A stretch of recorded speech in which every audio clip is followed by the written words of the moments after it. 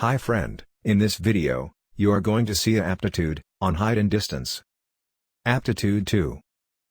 From a point P, on a level ground, the angle of elevation of the top tower, is 30 degrees. If the tower is 100 meters high, the distance of point P, from the foot of the tower is: Option A, 149 meters. Option B, 156 meters. Option C, 173 meters. Option D, 200 meters. Pause the video, and try to solve the problem.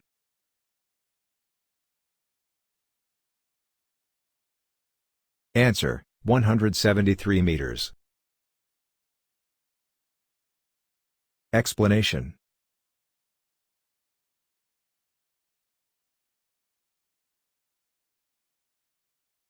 Let AB be the tower. Then, APB equals 30 degrees and AB equals 100 meters. AB by AP equals tan 30 degrees equals 1 by root 3. Which implies AP equals AB into root 3 meter equals 100 root 3 meter equals 100 into 1.73 m equals 173 meters.